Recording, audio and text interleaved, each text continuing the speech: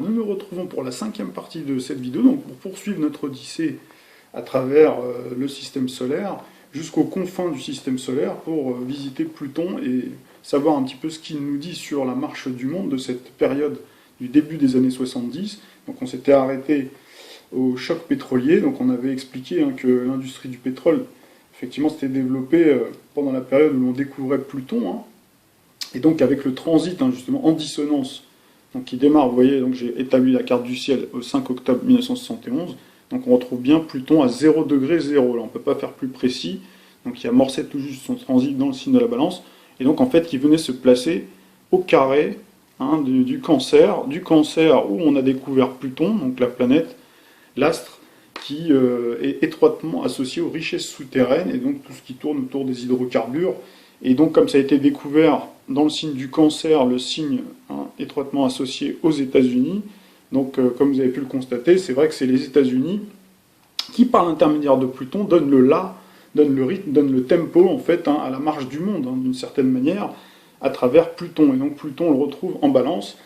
Et donc, on a ce premier choc pétrolier, et il faut croire qu'en France, on avait anticipé le choc, puisque dès 1972, c'est la sortie de la citadine, la Renault 5, fameuse Renault 5, après qui s'est déclinée un peu plus tard dans les années 80, sous une autre forme, la Super 5, donc effectivement qui est beaucoup plus économique qu'une berline, donc qui est plutôt énergivore et qui consomme beaucoup d'essence et donc de pétrole. Alors, en 1971, Ouari Boumedienne, le président de l'Algérie, nouvellement indépendante depuis maintenant pratiquement une dizaine d'années, puisqu'elle a obtenu son indépendance en 62, donc le président en fait, décide de nationaliser, donc le 24 février 1971, les hydrocarbures, d'accord. Donc tout ce qui tourne bien entendu autour des compagnies pétrolières également françaises qui étaient encore en Algérie. Donc il faut savoir que le thème de l'Algérie est marqué, très fortement marqué, par Pluton. On va le vérifier tout de suite. Voilà. Donc nous sommes sur la carte du ciel, du thème de l'indépendance de l'Algérie, donc datant du 3 juillet 1962, donc à 10h07. Donc c'est un thème cancer, ascendant vierge. Donc là on retrouve à nouveau le cancer, et donc la dissonance forcément de Pluton en balance, donc qui était là, donc qui crée en fait d'entrée de jeu, vous voyez, dès à peine, puisque en fait le transit de Pluton c'était le 5 octobre. Donc quelques mois avant, avant l'entrée le transit de Pluton en Balance, on a eu tout de suite en fait ce choc, puisque on retrouve en fait ces nationalisations de la part donc du président de l'Algérie. Donc je vous disais que le thème de l'Algérie, le fondateur de l'indépendance de l'Algérie, est marqué par Pluton, puisqu'on le retrouve à l'ascendant. Donc Pluton, la planète qui est étroitement liée aux hydrocarbures et au pétrole. Alors il faut savoir que la particularité en fait de ce transit de Pluton dans le signe de la Balance, c'est qu'à chaque fois on va avoir un petit peu le tout et son contraire. C'est-à-dire que le signe de la Balance est un signe, c'est un signe d'air déjà, c'est un signe aussi, comme vous pouvez le constater, qui est double. C'est-à-dire qu'en fait, il y a un côté de la Balance et il y a un autre côté. Donc la Balance cherche toujours son équilibre, ce qui est juste. Elle recherche toujours l'harmonie, c'est le signe de la diplomatie. Et donc vous verrez que Pluton, qui a une valeur plutôt belliciste, une valeur plutôt guerrière, peut amener la guerre comme la paix. Donc là, vous allez voir tout au long de cette séquence en fait plutonienne de la Balance, à chaque fois on retrouve en fait des moments où justement il y a des réchauffements entre les pays, entre les différents dirigeants des pays. Donc comme là par exemple, dès 1972, février 72, les États-Unis amorcent avec la République populaire de Chine des relations beaucoup plus apaisées. D'ailleurs on appellera ça, ce qui est marrant, la diplomatie ping-pong. Donc là, on retrouve un peu le côté ping et pong, c'est-à-dire un côté de la balance et l'autre côté. Bon, il faudra vraiment attendre 79 pour que les relations entre les deux pays se normalisent totalement. Donc c'est à la faveur de la conférence d'Helsinki que ça se produira. Alors ce réchauffement diplomatique n'empêche pas les conflits meurtriers de continuer à proliférer sur le globe. Donc on a eu la guerre israélo-arabe du Kippour en 73 entre l'Égypte, Israël et la Syrie, et on a surtout le génocide des Khmers rouges, du régime sanguinaire de Pol Pot au Cambodge entre 1975 et 1979. Également la guerre du Vietnam qui fait toujours rage, et on a l'invasion de l'Afghanistan. Par contre, ça ce sera un petit peu plus tard, ce sera en 1979 donc par l'URSS. Et puis on a justement tout l'envers du décor. Ça c'est encore le côté balance. On a le côté beaucoup plus nuancé qui s'équilibre avec les deux côtés de la balance. Là cette fois-ci, on a donc, pour rééquilibrer un petit peu, on a la Grèce, par exemple, la fin de régimes dictatoriaux et militaires, par exemple en Grèce en 1974, la révolution des œillets au Portugal en 1974 également, la fin de la guerre du Vietnam également en 1975, la fin du régime franquiste en Espagne, ça c'est en 1977, et puis on a des coups de force également, des prises de pouvoir par la force de régimes militaires, donc qui seront légion pendant cette période, surtout en Amérique latine et ailleurs, donc notamment en Uruguay, en Argentine, on a également un régime de Pinochet, et puis en Turquie en 1971. Donc j'évoquais la guerre du Vietnam qui a duré quand même près d'une vingtaine d'années, 20 ans très exactement, puisque 55-75, donc 55, 1er novembre, on retrouve encore une fois le mois de novembre, donc le mois Scorpion à chaque fois, comme pour la guerre d'Algérie, ça avait démarré aussi en novembre. Et puis, donc ça se termine le 30 avril 1975.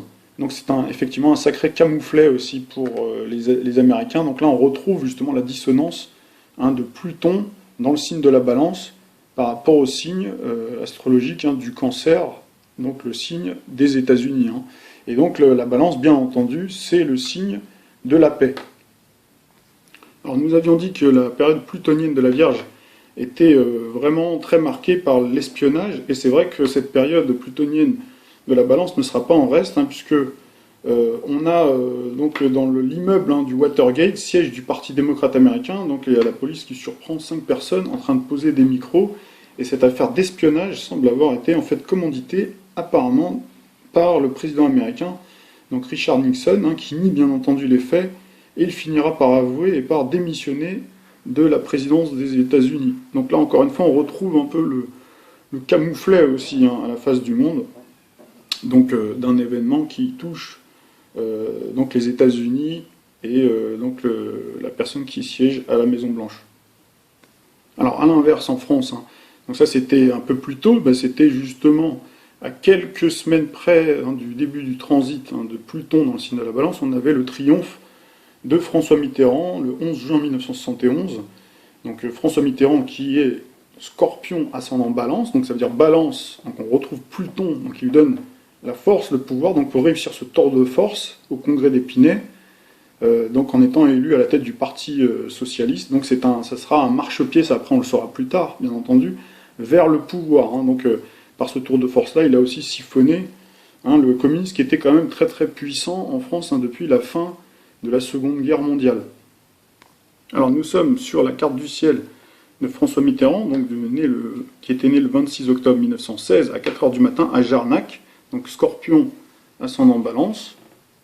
Donc voilà, et donc Pluton séjournait bien entendu ici dans le signe de la Balance dès le début. D'ailleurs, lui il a un ascendant à 3 degrés, et donc Pluton en 71, donc il était vraiment fleur à fleur, vraiment avec la cuspide de son ascendant.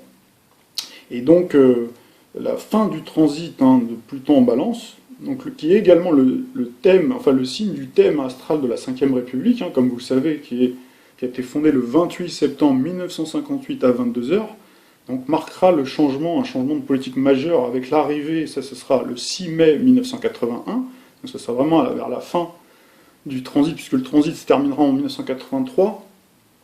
Mais donc on avait Pluton qui séjournait par là, et donc j'ai dit le 6 mai, c'est le 10 mai, 10 mai. Donc là, on a pour la première fois en France un président de la République dit de gauche. Je dis bien dit parce qu'avec le recul de l'histoire, effectivement, on a une autre approche des choses.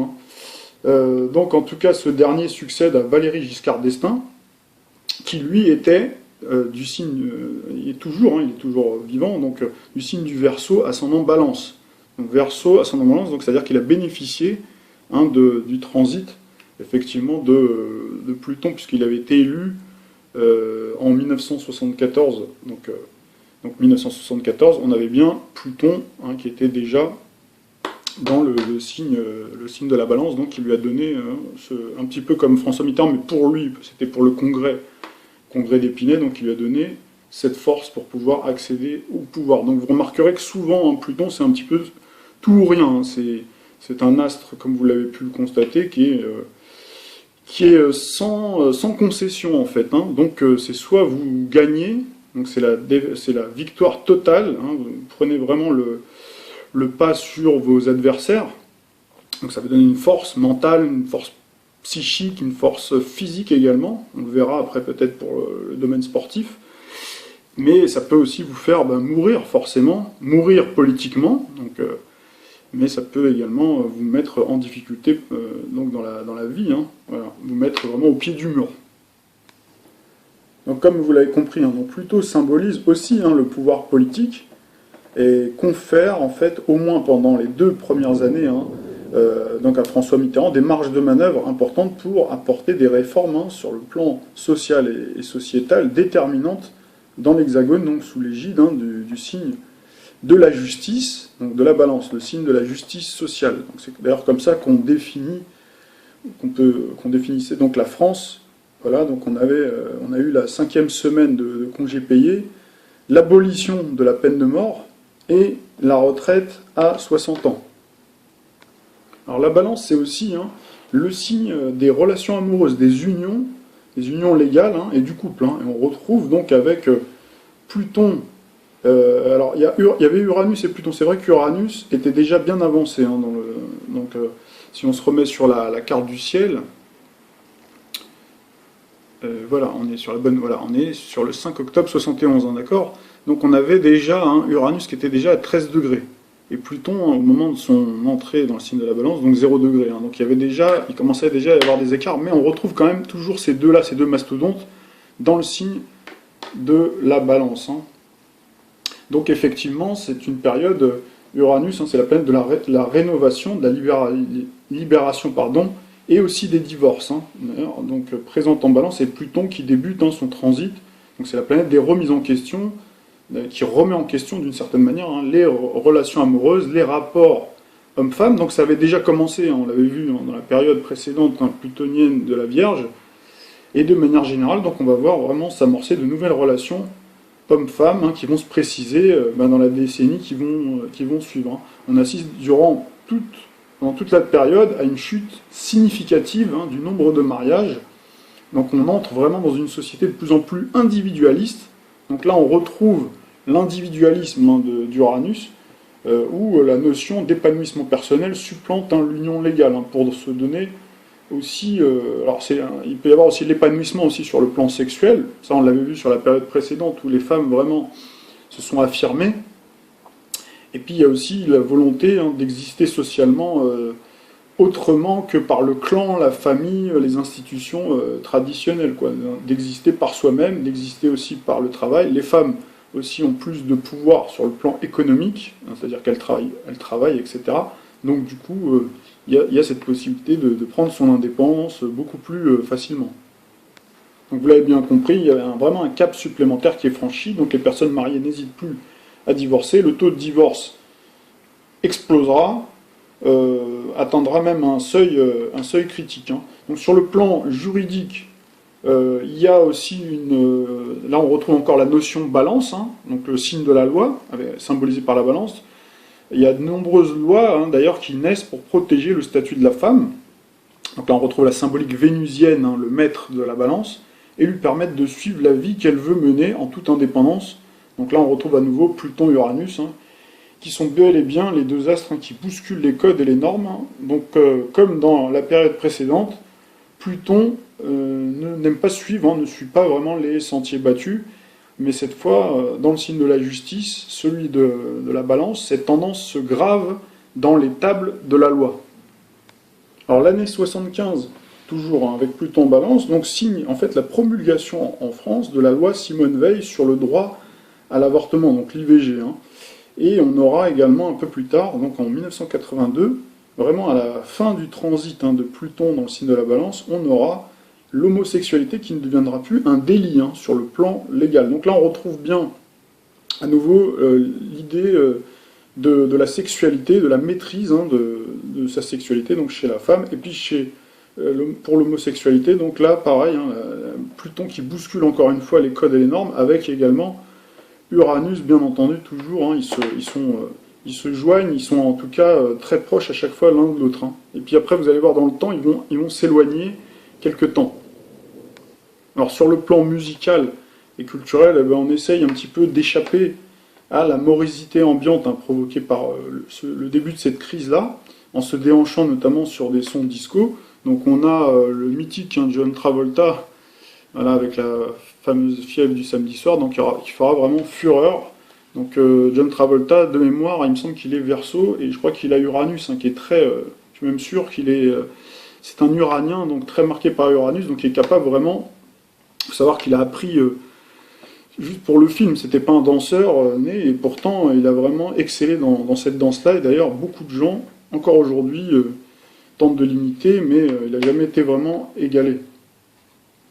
Alors toujours pour fuir cette sinistrose, il y a de nombreux films comiques qui sont produits en France pour dédramatiser la situation, donc on a notamment la série des Bronzés, donc, qui provoquera le rire généralisé. Alors après les Bronzés, on a l'inénarrable Rabbi Jacob, donc, qui effectivement, à côté d'autres films comme Les Gendarmes à Saint-Tropez, resteront et deviendront cultes et emblématiques en fait de cette époque. Donc il faut savoir que Pluton en Balance tournait en dérision.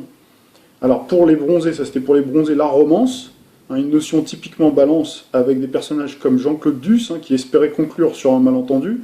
Et puis on a le truculent Rabbi Jacob qui venait quant à lui casser les codes sociaux, les préjugés et le racisme, tant social qu'ethnique. Donc on a la coopération dans ce film-là, fortuite d'un juif, d'un chrétien et d'un musulman. Donc c'est vrai que le film en fait cherche quelque part à apaiser les tensions sociales naissantes en France à cause du conflit au Proche-Orient. Et on retrouve ici le sens de la diplomatie et des relations harmonieuses de la Balance remises à la sauce plutonienne. Alors pour toujours poursuivre sur le ton de l'humour, donc on avait Coluche qui en fait en 1979 avait réalisé un sketch qui s'intitulait « Attendez que la gauche arrive au pouvoir en 2012 ». Donc c'était, effectivement, avec le recul de l'histoire, on se rend compte que c'était prophétique, un sketch prophétique, donc qui est vraiment à voir. Et là, on retrouve bien donc, la fibre plutonienne de Coluche, puisque Coluche était du signe du Scorpion. Alors c'est vrai que le Scorpion et le plutonien est souvent réputé. Comme vous le savez, c'est la planète des forces psychiques, de l'occulte, réputée aussi pour son côté médiumnique, prophétique. Et c'est vrai que Coluche était réputé pour son côté corrosif, son humour politique engagé, donc qui bousculait effectivement les codes et les normes sociales, déjà dans ces années 70, et également dans les années 80, on le verra avec Pluton, donc quand il transitera en 1983 le signe du Scorpion et qui sera dans son domicile, effectivement Coluche prendra toute sa puissance. Et vous verrez d'ailleurs que la majeure partie des comiques, si vous observez bien, vous verrez qu'ils ont souvent un signe astrologique ou un ascendant ou une valorisation de Pluton dans leur thème. Je vous ferai la litanie un petit peu des humoristes qui sont des plutoniens, vous verrez c'est assez stupéfiant. Alors le début de ces années 70 sera aussi signera l'émergence des arts martiaux et du mythique Bruce Lee, qui avec sa méthode de combat révolutionnaire portée à l'écran, le Jeet Kune Do, transformera littéralement notre vision des sports de pied-point, mais aussi des films d'action. Donc on retrouve ici avec Pluton la force intérieure, l'énergie et la pulsion agressive de Pluton canalisée dans un message de paix à travers l'art de la balance, la philosophie donc multimillénaire du yin et du yang qui symbolise la dualité et la complémentarité fructueuse des énergies, de l'harmonie et de l'équilibre au sein de l'univers, sortira du cercle très fermé de la culture asiatique et fera des adeptes dans le monde entier des arts martiaux. Alors malheureusement, donc, le petit dragon s'éteindra en 1973, mais il aura laissé une trace indélébile hein, dans l'histoire du cinéma et des arts martiaux. Il aura eu d'ailleurs comme élève Kareem Abdul-Jabbar, donc un basketteur, fameux basketteur américain, James Coburn, un acteur, et également Steve McQueen, un autre acteur mythique. Alors dans un état d'esprit encore plus cool, hein, on retrouvera également dans les tenues vestimentaires de l'époque autant couleurs. Donc on a aussi, pour le côté un peu plus festif, on avait le côté brillant des strass et des paillettes du disco. Le vinyle aussi, un dérivé du pétrole, hein, comme beaucoup de matières d'ailleurs à l'époque, hein, donnait un côté pétillant, festif, mondain, désinvolte. Et puis on a cette tendance, peut-être un petit peu moins glamour, mais complémentaire, où on avait la cohabitation en fait, d'un autre style, du mode baba cool, hippie, avec des pantalons pattes d'éléphant, des couleurs imprimées orientaux d'inspiration indienne, voilà, qui représentaient un petit peu l'insouciance et la légèreté hein, de l'époque. Alors pour revenir au cinéma, hein, on avait des films à l'époque comme ceux réalisés avec Charles Bronson, donc qui était une véritable star, donc comme un justicier dans la ville, donc qui fait vraiment un tabac, et là on retrouve bien la justice de la balance, donc le signe de la balance, signe de la justice, et Pluton, donc on avait vu hein, dans la première partie de la vidéo, qui est vraiment le grand justicier du système solaire, et là on retrouve un petit peu les coups de revolver et les tueries à tout va. Alors toujours dans le cinéma, mais on revient cette fois-ci dans un registre plus humoristique, mais plutôt du côté outre-Atlantique, avec l'incroyable duo Bud Spencer et Terence Hill, hein, qu'on voit beaucoup dans les western spaghetti à la sauce italienne et dans la série des super flics. Donc dans ces deux-là, il y a beaucoup en fait du Laurel et Hardy quelque part, hein, le mythique duo comique hein, qui s'était formé. On n'en avait pas parlé dans la première vidéo parce qu'on pouvait pas. C'est vrai que c'est difficile de tout dire non plus, mais qui s'était formé en 1927 au seuil hein, justement de la découverte officielle de Pluton. Donc dans le duo, on retrouve bien la complémentarité balance, hein, le signe du couple, hein, couple balance gouverné par Vénus, Vénus qui est l'astre des formes donc maigres ou gros, hein, ou plus enveloppés. Et là on a justement Bud Spencer et Terence Hill, hein, comme l'étaient jadis les prédécesseurs, donc Laurel et Hardy. Donc là, chez eux, en tout cas, on retrouve le côté vénusien. Et d'ailleurs, si on regardait leur thème, là je vous laisse regarder par vous-même, vous verriez que Terence Hill et Bud Spencer, les deux, sont marqués par Vénus. Voilà. D'ailleurs, plus tard, on retrouvera d'autres duos, hein, comme Christian Clavier et Gérard Depardieu, où on retrouve bien celui qui est fin, encore qu'à cette époque-là, Gérard Depardieu n'était pas très enveloppé, mais par la suite, c'est vrai qu'on voyait vraiment la distinction. Avant, dans le cycle où on avait Pluton Vierge, en 1966, on avait eu déjà Louis de Funès et Bourvil. Alors là, c'était un petit peu différent. C'était beaucoup plus équilibré au niveau de leur... morphologiquement parlant, mais par contre, c'est vrai que dans leur mentalité, c'était effectivement, vous voyez vraiment le contraste hein, qui était marqué. Et on avait eu également dans les années 70 le duo Pierre Richard et Gérard Depardieu, par exemple, mais il y en avait bien d'autres. Alors en 1971, hein, c'était quelques mois avant le transit de Pluton, au cinéma, on avait un film qui faisait un carton qui s'appelait Mort à Venise, donc qui remportait vraiment un franc succès, et on retrouve là bien la balance pour le signe de la romance et la mort pour Pluton. Alors le 6 septembre 1971, on avait également le premier vol du Concorde hein, transatlantique. Alors avec Uranus, hein, alias Uranus, le maître des airs, et le maître de l'aviation, et puis Pluton, hein, qui était dans le signe de la balance, le signe d'air.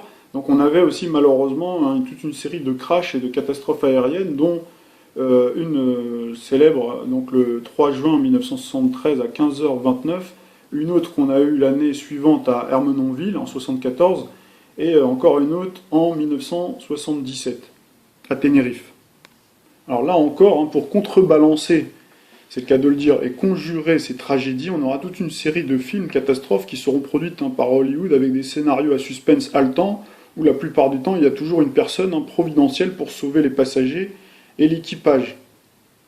Alors l'un des plus célèbres hein, sera par exemple 747 en péril, mais on aura des déclinaisons comme la tour infernale, l'inévitable catastrophe, l'Odyssée d'Édimbourg, etc., etc. Là encore, on retrouve, hein, pour contrebalancer et conjurer donc le mauvais sort, on a des parodies qui naissent, dont notamment le très célèbre Y a-t-il un pilote dans l'avion? Donc ce sera 3 ans avant la fin du cycle, hein, de Pluton, donc c'était sorti en 1980. Alors dans ce type de film à l'humour potache, on retrouve toute l'ironie, la satire, l'irrévérence, hein, qui permet de rire des situations les plus périlleuses. Hein, il y a d'ailleurs, hein, une célèbre expression que l'on dit souvent, encore aujourd'hui, un mort de rire. Donc on retrouve bien le mot mort, et la mort, la fameuse mort de Pluton. Alors quand la réalité, hein, rattrape la fiction, donc on retrouvera bien dans la vraie vie, hein, le sauvetage victorieux d'Apollo 13, donc qui avait suscité une joie immense et intense à travers le monde. Et d'ailleurs, ça avait fait l'objet d'une adaptation cinématographique de Ron Howard, donc un ancien acteur de la fameuse série Happy Days, hein, qui s'est reconverti en réalisateur. Alors malheureusement, hein, d'autres n'auront pas eu autant de chance. On aurait eu par exemple, hein, les 3 cosmonautes de la navette Soyouz, hein, donc qui malheureusement qu'on périt. Hein. Et il y a aussi surtout l'épisode des rescapés du crash de la Cordillère des Andes. En fait, il y en a certains qui étaient rescapés, mais d'autres malheureusement qui sont décédés, qui aura ajouté en tout cas un grand trouble, hein, dans l'opinion publique, puisque donc en fait on retrouve dans cet épisode très terrible en fait, hein, l'horrifiant moment en fait où il y a une révélation sur le cannibalisme, hein, dont ont dû faire preuve les survivants pour pouvoir survivre, hein, donc à ce crash. Donc ils ont dû se nourrir en fait de leurs congénères morts. Donc cette révélation, comme vous pouvez bien l'imaginer, même encore aujourd'hui, ça fait vraiment froid dans le dos, et ça a provoqué en fait une onde de choc à l'échelle planétaire, comme c'est bien le faire, hein, Pluton, et dans une certaine mesure également Uranus. Donc cette séquence a posé énormément de questions sur un plan moral et sur un plan également éthique. On aura eu également, ça c'est plutôt sur le plan écologique, une autre catastrophe, donc c'est la catastrophe de l'Amoco Cadix, et donc c'était la pire marée noire, et donc là on retrouve la catastrophe écologique, hein, en rapport avec le pétrole. Alors l'année 71 aussi, c'est l'année où en boxe, Joe Frazier envoie Cassius Clay, alias Mohamed Ali, au tapis. Donc il faut savoir que Mohamed Ali, c'était vraiment la star incontestée de la boxe, et cette année-là, il avait mordu la poussière. Donc c'est vrai que Joe Frazier et Mohamed Ali étaient tous les deux, hein, du signe du Capricorne. Donc là, il faudrait vraiment regarder dans leur thème respectif. Donc je crois de mémoire que Joe Frazier, il me semble qu'il a un milieu du ciel en balance, donc ça pourrait expliquer peut-être sa victoire. Et Mohamed Ali lui était du signe du Capricorne, il me semble, fortement marqué par le taureau. Alors pour poursuivre dans le sport, on continue avec Eddy Merckx, donc qui remportait cette année-là, en 71, avec le transit de Pluton, donc le 5e Tour de France. Donc on peut s'apercevoir en fait qu'il a bénéficié pendant toute la période où il a gagné de nombreuses victoires, donc de Pluton en Vierge, hein, notamment il avait Jupiter, Lune, hein, en Vierge, donc son ascendant était vraiment à la fin du signe du Lion. Et donc au moment où Pluton transite, hein, la Balance, donc il est à côté de Neptune, donc Neptune, la planète, hein, qui vous fait rentrer justement dans la légende, c'est la planète mythique. Alors sur le plan scientifique, hein, dès janvier 71, donc quelques semaines avant le transit de Pluton, donc des scientifiques réussissent la synthèse, hein, de l'hormone de croissance. Donc là, le système hormonal, il faut savoir, donc en astrologie médicale, est étroitement associé au signe de la Balance. Donc là, on retrouve Pluton, hein, Pluton, la planète de l'investigation, de la recherche, donc qui permet, a priori, hein, à cette époque-là, donc cette avancée scientifique majeure. Et puis après, quelques années plus tard, donc voilà, hein, ça c'est un article qui date de 2008, hormones de croissance, le procès d'un scandale, etc. Donc ça c'est, malheureusement, ça aura été récurrent pour de nombreux médicaments, hein. Alors cette année-là, il y a eu également à Argenteuil, dans le Val d'Oise, un accident, donc une explosion en fait de gaz. Donc là on retrouve encore une fois l'hydrocarbure et malheureusement la mort au bout avec plusieurs victimes. On a appelé d'ailleurs cette tour la tour maudite. Alors l'année 71 aussi verra la disparition suite à l'absorption d'alcool et de somnifères, donc du guitariste autodidacte, hein, Jimi Hendrix. donc qui rentrera dans la légende. Donc c'est vrai que les conditions de sa mort en fait restent apparemment à ce jour encore énigmatiques, hein. Alors quelques années plus tard, on aura également la triste disparition donc d'Elvis Presley, dit le King, en 1977, le 16 août 1977. Et donc là, si on regarde la carte du ciel qu'on avait déjà regardée tout à l'heure, hein, donc Pluton en fait un séjournait en Balance, et donc si vous voulez, il était en dissonance, hein, par rapport au Cancer. Au Cancer, on retrouvait à sa naissance Pluton, l'as de la mort en maison 8, avait associé en fait avec donc j'allais dire la tête du dragon, avec la lune noire, et avec cette opposition avec donc ces nombreuses planètes maîtresses, ou en tout cas ces planètes personnelles, Soleil, Mercure, également Vénus dans le signe du Capricorne. Donc là on retrouve bien la dissonance, donc Pluton, hein, au milieu du ciel, donc la zone du destin, donc qui vient en fait activer cette zone un peu dangereuse, hein, sur l'axe 8-2. Donc on pourrait l'expliquer comme ça, après il faudrait faire une étude encore plus approfondie, mais ça peut être une des explications de la disparition donc du King, hein, qui avait effectivement de gros problèmes de santé, hein, avant ça, hein. Et on finira par une note beaucoup plus douce, hein, cette séquence plutonienne de la Balance avec Mère Teresa qui obtint donc cette année-là, en 1971, le prix Nobel de la paix. Voilà, et nous nous retrouverons donc, si vous le voulez bien, pour donc une 6e partie, donc où on évoquera Pluton, cette fois-ci dans son domicile, dans le signe du Scorpion. Alors là, attention, ça va secouer.